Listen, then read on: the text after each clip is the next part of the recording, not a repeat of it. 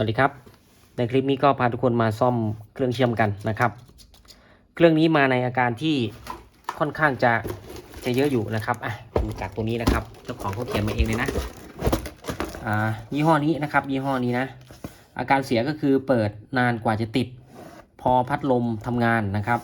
หลอด OC ติดตลอดเชื่อมไม่ได้นะครับ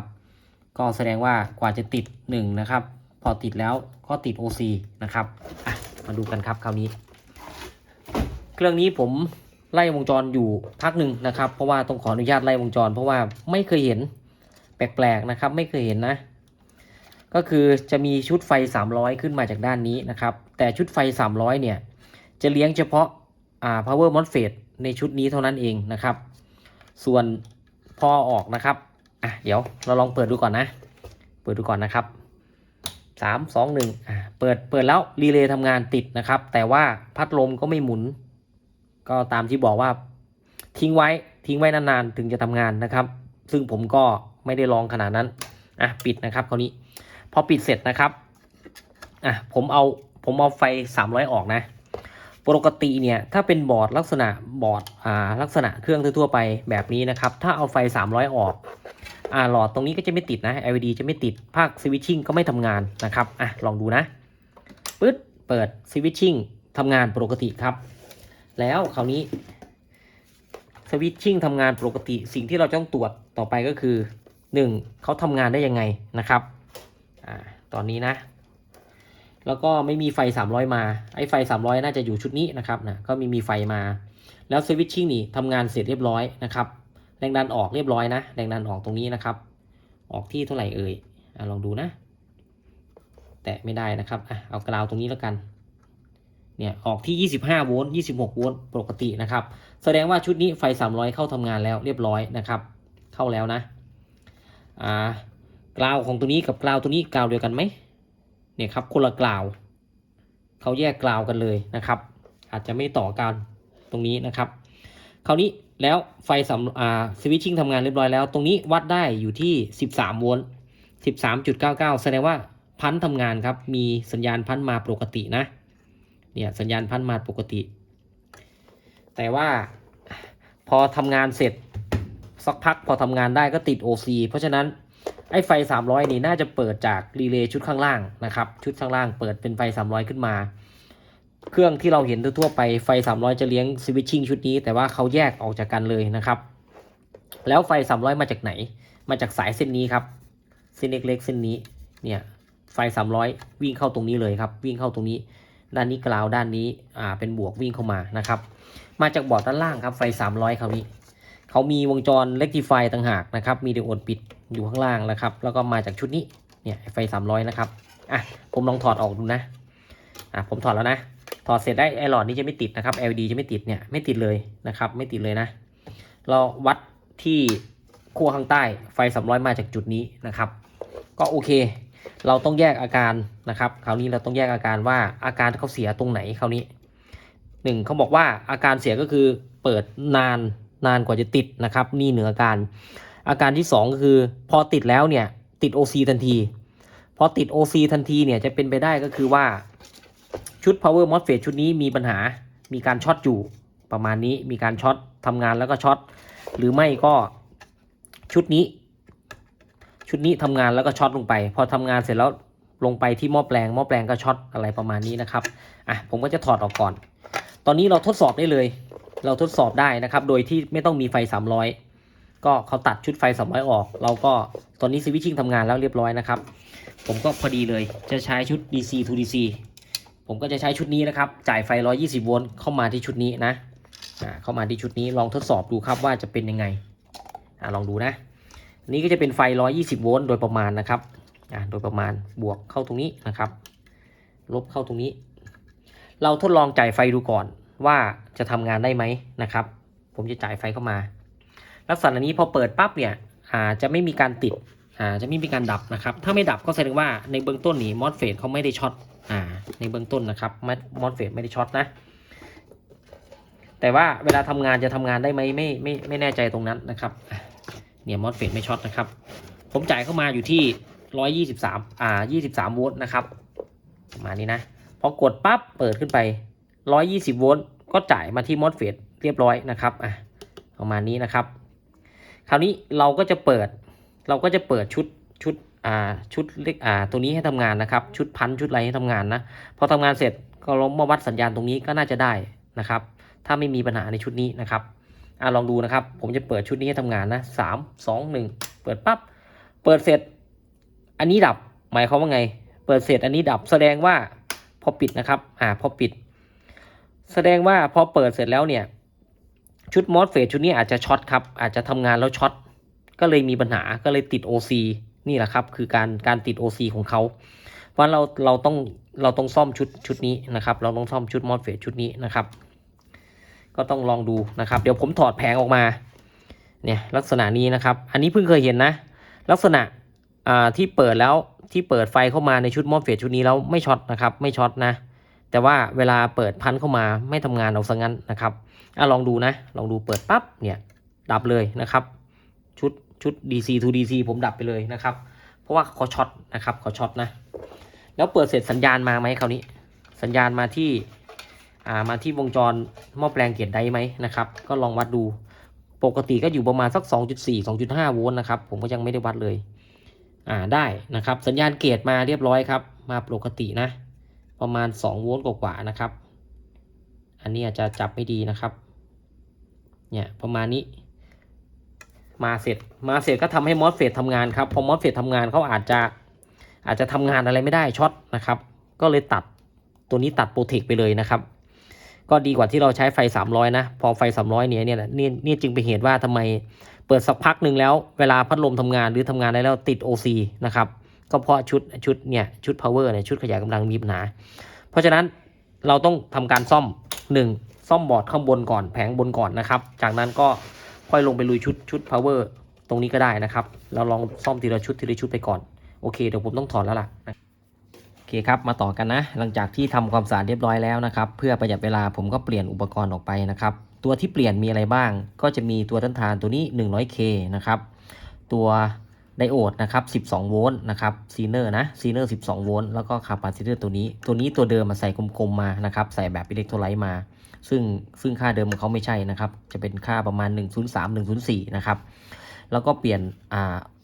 เจ้าตัวนี้นะครับออปโต้2ตัวเปลี่ยนออกไปเลยนะครับ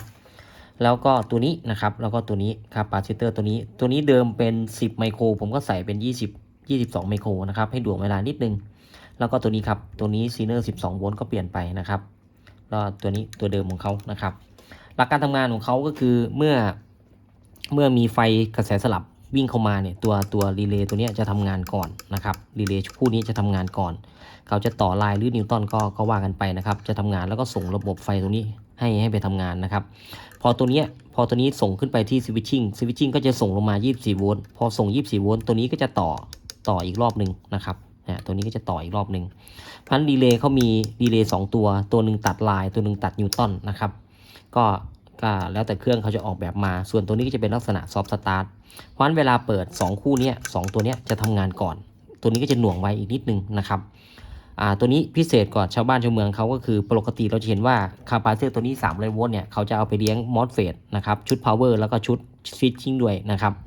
แต่เนี่ยเขาเอาชุดเนี่ยไปเลี้ยงเฉพาะชุด power MOSFET อย่างเดียวนะครับส่วน switching เขาเอาจากตัวนี้เท่านั้นเองนะครับก็ไม่มีอะไรมากคราวนี้เวลาที่ผมเปิดปั๊บตัวนี้จะทำงานก่อนชุดนี้จะทำงานนะครับตอนนี้ยังไม่ทำนะเนี่ยครับยังไม่ได้ปล่อยไฟมานะครับประมาณนี้นะลองดูครับเราจะได้ยินเสียงเวลาเขาทำงานนะครับตัวนี้จะต่อก่อนตัวนี้จะต่อทีหลังนะตัวนี้จะต่อทีหลังลองดูนะครับจะได้ยินเสียงรีเลย์ดังตึ๊กหน่อยนึงนะครับ3 2 1เนี่ยครับตึ๊กนะครับเวลาปิดครับคราวนี้เวลาปิดตัวนี้จะดับก่อนแล้วก็ตัวนี้ดับตามนะครับประมาณนี้นะเขาก็จะมีคาปาซิเตอร์เก็บประจุไว้นะครับลองดูนะลองดูใหม่นะครับลองดูใหม่นะ3 2 1นะครับจะได้ยินเสียงคอนแทครีเลย์ทำงานติ๊กนะครับติ๊กแรกเนี่ยก็คือชุดนี้ติ๊กที่2ก็คือชุดนี้ทำงานก็โอเคครับเรียบร้อยแล้วก็ไม่มีอะไรมากนะครับก็คงไม่ได้ไล่วงจรให้ดูนะเราก็ลักษณะซ่อมหน้างานจริงนะครับก็หลักๆตรงนี้ก็อยู่ที่การไล่วงจรของเราต้องไล่วงจรแล้วก็ไล่วงจรให้ ให้ทวนถี่ดูนะครับ ว่าตัวไหนไฟเข้าไฟออกนะครับก็ลักษณะนี้ก็ตอนแรกผมก็งงอยู่นะครับปกติก็จะเอาไฟ300จากชุดนี้ก็จบไปเลยนะครับจุกนี้ก็จะเป็นไฟ200โวลต์เข้ามาเนี่ยเขาจะต่อลายนิวตันตรงนี้ให้เข้าชุดนี้นะครับให้เข้าไปในชุดนี้ก็ออกมาด้านนี้นะครับโอเคเดี๋ยวผมก็จะประกอบแล้วก็ไปทดลองกันดูนะครับทดลองเชื่อมกันว่าจะเป็นยังไงนะครับโอเคครับมาต่อกันนะครับหลังจากที่ประกอบเรียบร้อยแล้วนะเราก็มาทดสอบกันครับคราวนี้เราก็ทดสอบด้วยแรงดันต่ำๆก่อนนะครับเราก็จะพึ่งต่อไอ้ชุด300เข้ามานะครับเนี่ยไฟ300จากด้านนี้นะก็จะพึ่งต่อเข้ามานะครับเราก็ทดสอบแผงด้านบนก่อนให้เรียบร้อยซึ่งผมก็ทดสอบไปแล้วรอบนึงนะแต่ว่าคราวนี้เราทดสอบประกอบทุกอย่างเข้าเรียบร้อยนะครับลองดูครับคราวนี้ก็ใส่หลอดไฟตรงนี้นะครับผมก็จะเช็คด้วยไฟประมาณ120โวลต์นะครับว่าเราติดตั้งเจ้าตัวมอสเฟตด้านนี้เข้าไปแล้ว1ตัวนะครับที่ช็อตไปนะเปิดนะครับ3 2 1เปิดปั๊บเรียบร้อยนะครับจากนั้นเราก็เปิดสวิตช์ในส่วนของตรงนี้นะครับลองดูนะครับเปิดนะครับ3 2 1เปิดเรียบร้อยนะครับทำงานนะครับทำงานเรียบร้อยนะเรียบร้อยแล้วนะครับจากนั้นผมก็จะเปิดไฟ120โวลต์เข้ามานะครับกดเลยนะหลอดไฟต้องติดสว่างนะครับ3 2 1ปึ้งเข้าไปใช้งานได้นะครับเรียบร้อยนะระบบใช้งานได้มีหม้อแปลง3ตัวนะครับคาปาซิเตอร์นะ1 2 3โอเคเรียบร้อยนะครับทำงานได้ก็ถือว่าทำงานได้แล้วจากนั้นเราก็จะต่อลงไปที่ชุดด้านล่างนะครับชุดด้านล่างนะปิดตัวนี้ก่อนนะครับต่อไปชุดด้านล่างพอต่อเสร็จเราก็ใช้ไอ้เจ้าตัวเดิมนี่แหละครับตัวเดิมเลยนะเราใช้งานได้ปกติเหมือนเดิมนะครับเราก็วัดแรงดันที่หน้าเครื่องก็ได้นะครับว่าจะออกเท่าไหร่ถ้ามีแรงดันออกก็โอเคใช้งานได้เท่านั้นเองนะครับก็ลองให้หมดเลยเปิดนะครับเปิดเข้าไปอันนี้ภาคจะไฟทำงานเรียบร้อยแล้วครับปล่อยปึ้งเข้าไปแรงดัน23โวลต์ออกที่หน้าเครื่องไหมนะครับลองดูน่าจะออกเท่าไหร่ตัวนี้ออกอยู่ที่ประมาณ14โวลต์ก็ถือว่าใช้งานได้นะครับผมปล่อยที่120โวลต์นะปึ้งปล่อยเข้าไปแล้วนะครับถ้าเกิดโอดรั่วช็อตหรือไม่ก็หม้อแปลงมีปัญหาก็จะตัวนี้ก็จะดับเลยนะครับเพราะกินกระแสเยอะออกประมาณ50กว่าโวลต์นะครับ120โวลต์นะออกประมาณ50กว่าโวลต์ก็ถือว่าใช้งานได้นะครับก็ลองของจริงครับคราวนี้มาลุ้นกันนะครับลุ้นกันแล้วของจริงจะเป็นยังไงนะครับปิดก่อนนะให้เรียบร้อยนะครับก็ไม่ต้องตัดคลิปเลยนะก็จะมีชุดไฟนี้นะครับชุด300นะชุด300เนี่ยเมื่อกี้เปิดเข้ามาแล้วน่าจะมีไฟตรงนี้นะครับ300นะลองวัดดูครับมีไหมเราก็ต้องเคลียร์ก่อนนะครับเคลียร์ประจุก่อนเนี่ยมีไฟประมาณ100กว่าโวลต์นะครับเหลือ100กว่าโวลต์นะเพราะว่าไฟมาแล้วนะครับรีเลย์ทำงานได้นะครับเราเคลียร์ไฟก่อนเคลียร์ให้หมดก่อนนะครับหลอดไฟก็สว่างยาวเลยนะครับต้องรอนะครับหลอดไฟวัตต์น้อยครับก็กินกำลังวัตต์น้อยก็เคลียร์นานหน่อยนะครับเอาให้หมดเลยนะ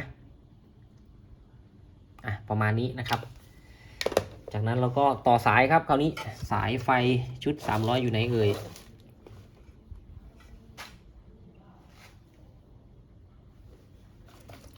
ตัวนี้ครับตัวนี้นะใส่เข้าไปนะครับอันนี้คือไฟ300แล้วก็ใส่บุกตรงนี้เข้าไปขนาดเคลียร์เสร็จก็ยังมีเสียงตึ๊บตับอยู่นะครับโอเคใช้งานเรียบร้อยสมบูรณ์นะครับก็ลองต่อหลอดไฟดูนะครับไฟจะออกเท่าไหร่คราวนี้ไฟ200กว่าโวลต์แล้วนะหรือจะระเบิดเลยไหมปกติถ้าทดลองแบบนี้ก็ไม่น่ามีปัญหาอะไรนะครับลองดูยังไงแล้วก็ต่อผ่านชุดกันระเบิดเราอยู่นะครับ3 2 1ทำงานครับงานแล้วมีหลอดไฟติดที่หน้าเครื่องนะครับหลอดไฟติดที่หน้าเครื่องนะนี่ครับติดแล้วเดี๋ยวลองดูว่าแรงดันเท่าไหร่แรงดันที่87โวลต์นะครับคราวนี้ผมต่อตรงนะต่อตรงนี้เบรกเกอร์ทิปเลยนะครับผมคิดว่าน่าจะกินกระแสเยอะมากเลยนะครับดูลักษณะแล้วนะลองดูครับ ไม่แน่ใจนะว่าเบรกเกอร์จะที่ห้องผมจะตัดไหมกินกระแสมากกว่า5แอมป์ครับตอนที่สแตนบายนะชักจะเริ่มหวั่นใจแล้วนะครับผมต่อตรงอีกรอบนะได้ใช้ได้ครับตอนนี้ต่อตรงแล้วนะครับวัดแรงดันที่หน้าเครื่องนะครับไฟสูงมากออกอยู่ที่110 โวลต์ผมไม่แน่ใจว่าไฟเขาจะออกอะไรมากมายขนาดนั้นออกสูงมากครับผมก็ไม่รู้จะไปปรับตรงไหนแล้วนะครับเพราะว่าแรงดันออกสูงนะค่อนข้างจะออกสูงอยู่110 โวลต์เพิ่งเคยเห็นนะครับก็จะดูดเราไหมโอเคคงเป็นเรื่องของตัวหม้อแปลงไหมแล้วก็พวกชุดพวกนี้นะครับก็เดี๋ยวยังไงก็ลองไปทดลองเชื่อมกันดูแต่เชื่อมนี่ผมว่าเบรกเกอร์ผมตัดแน่เลยเปิดปั๊บอาจจะทิปทั้งห้องเลยนะครับต้องเปิดอีกสักรอบ2 รอบแล้วจะไม่ทิปนะโอเคครับเดี๋ยวไปทดลองเชื่อมกันครับโอเคครับเรามาทดลองเชื่อมกันนะครับแต่ว่าก่อนทดลองนะผมขอนำเสนออุปกรณ์ของผมอันนี้คือไฟฉายนะครับผมว่ายังไงก็ทิปเปิดครั้งแรกนะครับก็คือผมว่าเขากินกระแสเยอะมากเลยนะครับเปิดปั๊บเนี่ยเปล่าๆนี่เบรกเกอร์ในห้องผมตัดแน่นอนผมมีความรู้สึกอย่างนั้นนะถ้าไม่ตัดก็ดีไปนะครับถ้าตัดก็ไฟดับนะลองดูครับ3 2 1เรียบร้อยครับตามที่คิดเลยนะครับประมาณนี้นะโอเคเดี๋ยวผมหยุดกล้องแป๊บนึงนะครับไปออนเบรกเกอร์โอเคครับอีก1 รอบนะครับอีก1 รอบเบรกเกอร์ในห้องผมมันเป็นเบรกเกอร์ห้องพักนะครับห้องเช่าก็คือประมาณ16 แอมป์เท่านั้นเองเปิดอีกอาจจะตัดอีกครับ3 2 1ไม่ตัดแล้วนะครับไม่ตัดแล้วนะดีใจมากนะครับเพราะว่าไฟเข้าไปเก็บไปจุแล้วนะครับลุ้นต่อไปจะระเบิดไหมคราวนี้โอเคนะครับไฟแรงมากนะครับลองดูนะปรับต่ำสุดนะลองดูครับเชื่อมได้นะครับเชื่อมได้นะอันนี้เบาสุดนะครับเบาสุดนะเบาสุดรวดติดนะครับโอเคครึ่งนึงนะครับครึ่งนึงนะน่าจะไม่ติดนะเชื่อมดีมากเลยครับไฟแรงแล้วก็นิ่มนะครับแรงแล้วก็นิ่มนะ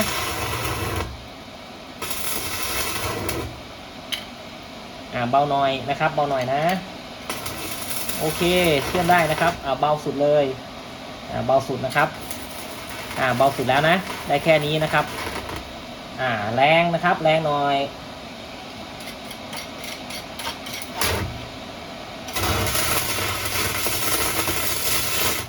โอเคสามารถเชื่อมได้ครับหลังจากที่ไปทดลองเชื่อมมาแล้วนะครับก็สามารถเชื่อมได้ตามปกตินะครับแต่ว่าเจ้าตัวแรงดันนี่ก็ออกเยอะไปหน่อยนะประมาณสัก110 โวลต์นะครับซึ่งผมก็ตอนนี้ยังไม่มีความรู้ว่าจะสามารถปรับลดเขาได้ยังไงนะครับก็อาจจะดึงไฟที่ขา9ลงนะครับหรือไม่ก็อาจจะเป็นลักษณะเขาพันหม้อแปลงมาลักษณะนี้แต่ทำไมก็ยังแรงดันสูงอยู่นะครับก็ไม่เป็นไรเราก็ใช้งานไปนะครับ